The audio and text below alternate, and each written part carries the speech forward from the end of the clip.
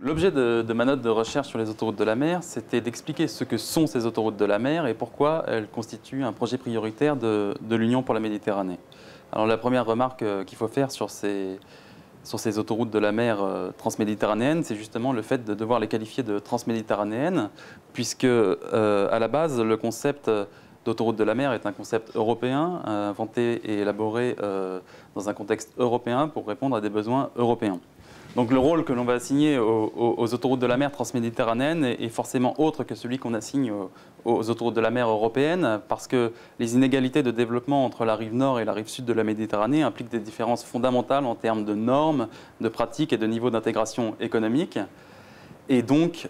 des différences et des problèmes spécifiques quand il s'agit d'établir des liaisons en partie communautaires, en partie extra-communautaires.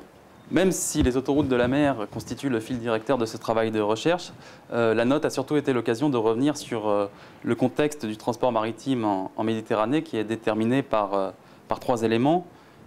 Premièrement, par l'avenir, puisque la prospective économique montre que les flux de marchandises entre les deux rives auront probablement triplé d'ici 2025. La deuxième caractéristique du transport maritime en Méditerranée, ce sont les déficiences des systèmes de transport sur la rive sud. Ces déficiences sont d'ordre matériel, en termes d'infrastructures et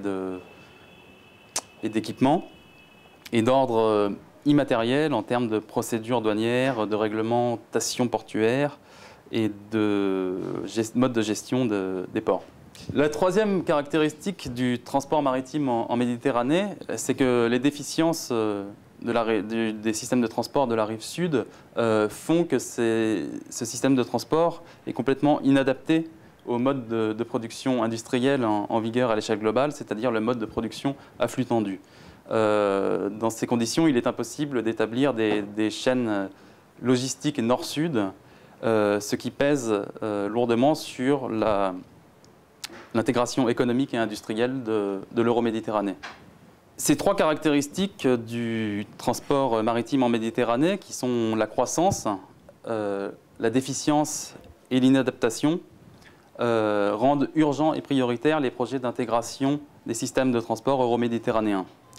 Les autoroutes de la mer occupent une place particulière dans ces projets parce que leur mise en œuvre dans l'ensemble du bassin implique la résolution de bon nombre des problèmes du transport maritime méditerranéen. Une des caractéristiques des autoroutes de la mer, c'est aussi de développer l'intermodalité